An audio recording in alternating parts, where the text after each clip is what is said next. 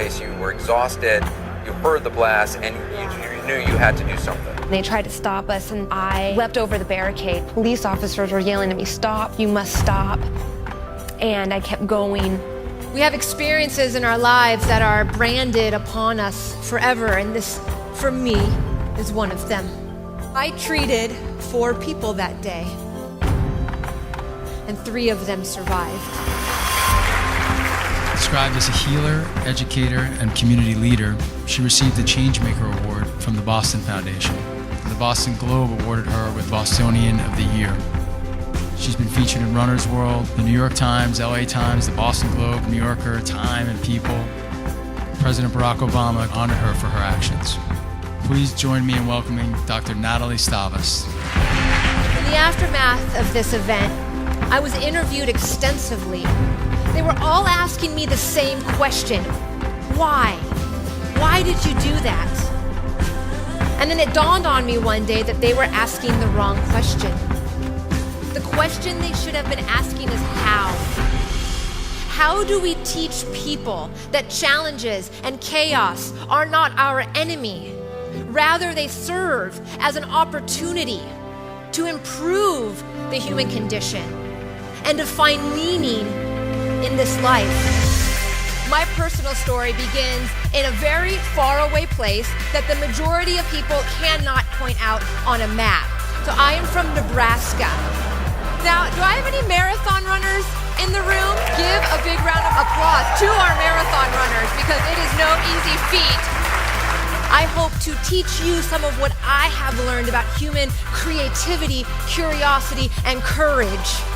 And my goal is to launch you out of this session with a slightly different perspective for how to tackle the challenges in your life, for how to chart new frontiers. I feel like in times like this, people come together and move forward, and I know I plan on running the marathon again next year. I do. And I will certainly never forget your efforts and the efforts of all those. So thank you. It's really an honor to meet you. It's a pleasure. Yeah. The world we live in is an incredibly challenging and chaotic place. But within the challenges and within the chaos, there are extraordinary events and people. Now, one of these events occurs every 3rd Monday of April. On this Monday, 30,000 runners put on a pair of running shoes. An entire city completely shuts down. And 1 million spectators line the streets. 1 million people out to watch runners. On this Monday, the longest running marathon in history unfolds. The Boston Marathon, right? Now, if you're a runner, you know we stumble, we suffer, we chafe in the most highly unfortunate places. The crowd in Boston, they always cheer, they drink their Sam Adams beer, and everyone has a phenomenal time. But on April 15th, 2013, at 2:59 p.m., 2 bombs detonated at the finish line. I was 800 meters away from finishing the race when I heard the explosions, and I found myself having to make a choice. Do I run into this? Do I stand here paralyzed in fear, or do I turn and run the other way? Now, we cannot always predict or control the situation we find ourselves in, but what we can influence is how we choose to experience a situation. Now, we are living in a rapidly changing world. It seems like chaos, change, and challenges are the new norm. Think about your world, your intimate world within this world, all the times you've had to reorganize, reconstruct, as we are asked to do more with less as our competition just continues to rise. So I think the most important thing we can ask ourselves is, how do we attack these challenges, right? How do we embrace them? How do we run towards them, all while maintaining a sense of joy, well-being, and balance? So I am from Nebraska. Woo, oh my gosh, do I have a Nebraskan? I have spent the majority of my adult life trying to disprove the stereotype that people from Nebraska are incredibly awkward human beings. And unfortunately, this awkward family photo continues to haunt me wherever I go. Around the time of this photo, I was very, very hyper, and I was very active. Now, in 2018, we call this attention deficit hyperactivity disorder. But ADHD was not invented by doctors until 1987.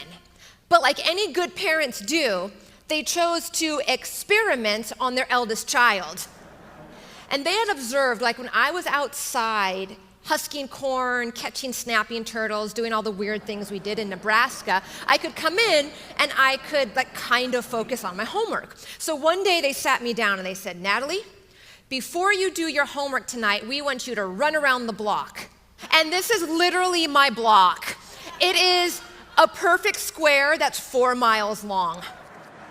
2 amazing things happened. One, Child and Youth Services were never called on my parents for sending their 6-year-old to run 4 miles around this block by herself. But 2, I could come home and I could focus. It wasn't because I was tired, and I didn't realize this until much later in my medical career, that I was high. I was high off of my brain's own neurochemicals. How many of you guys have heard of dopamine? If your mind, if your brain and your body is under the influence of its own natural dopamine, suddenly you find pleasure in extremely simple things in life. You're more alert. You're more optimistic. Dopamine is the neurochemical that allows us to set lofty goals and then maintain those goals. What I do encourage people to do is find ways to increase their body's own natural superchemical. And what is the number one way to do this without taking a pill? It's through being active. So I found myself in medical school, after all this schooling, in medical school in Nebraska.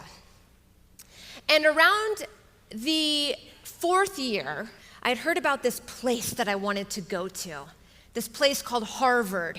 It was like this beacon. It was the best training institution for pediatric medicine at that time, and I wanted to go there. So to get into medical school, you have to have letters of recommendation. So one day, I strolled into my medical advisor's office, and I said, I'm going to go to Harvard. And he looked at me, and he said, oh dear. He said, people from Nebraska don't go to Harvard. Everyone in this room has faced a time in their life where you've had adversity, where there's been maybe someone or something or some experience that has been preventing you from accomplishing your vision.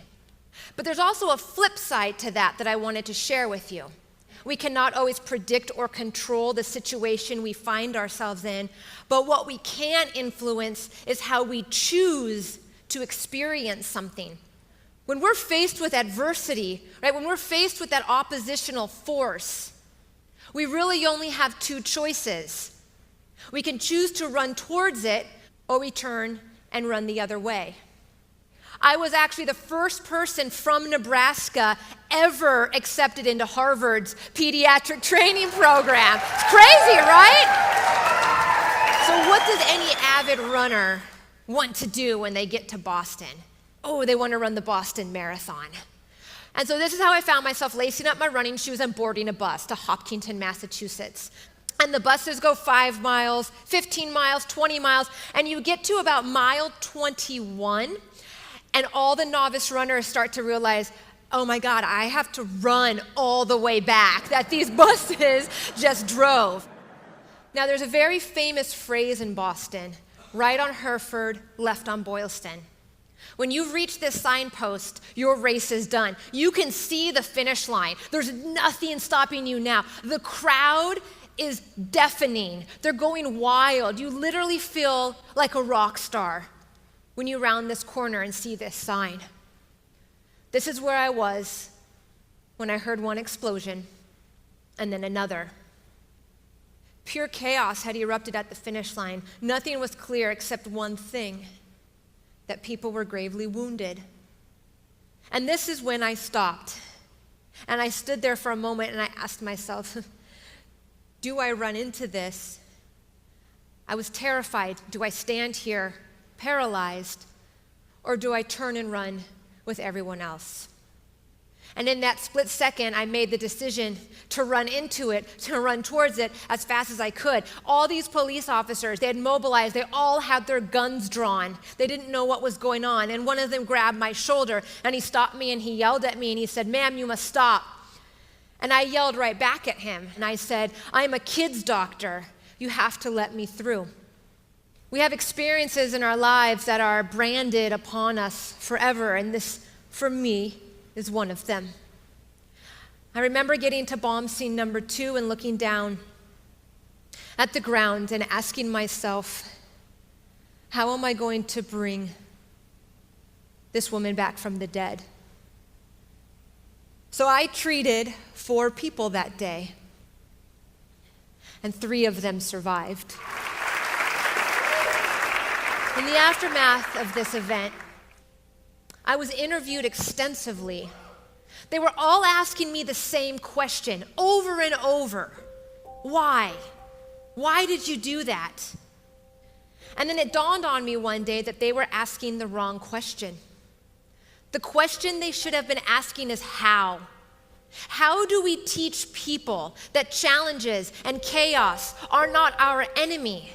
Rather, they serve as an opportunity to improve the human condition and the lives of the people around us, and to find meaning in this life. So to try and answer this how, I did some research. And I want to share with you some of what we discovered. It all has to do with our brain. This part of your brain that's up on the screen, there's a red dot. That's called your amygdala. Our amygdala is our fight or flight center, but it's also our reward center. When you do something courageous, when you do something that's out of your comfort zone, when you do something that's kind or selfless, this part of your brain lights up like a beacon. Our brain is actually wired to reward us to be courageous. Think about times when you were asked to step up to the plate, right? To do something that is out of your comfort zone. What do we feel as humans? Sometimes our mouth goes dry, our heart beats a little faster, we get butterflies in our stomach, our hands get a little sweaty. Humans often misconstrue this as apprehension or as fear, when in reality we know, we've looked at this, that it is our brain priming us to take action, right? Priming us to be ready, to be courageous. This photo was taken exactly 1 year after the Boston bombing. In this photo, you have the first responders, you have the survivors who lost their limbs that day, and you have the families who lost lives of loved ones. Many of us actually hadn't met each other until this photo, but as we mingled and as we began to talk, we began to realize how important our actions had been in that moment of chaos. Every single one of us acted in such a way that 270 lives were saved. If you live your life in such a way where you commit to exploring your inner courage, you will be fit not just to survive in this incredibly challenging and chaotic world, but to thrive in it. Thank you so much today for your attention. Thank you for everything you're doing for the people that you're working with. Thank you.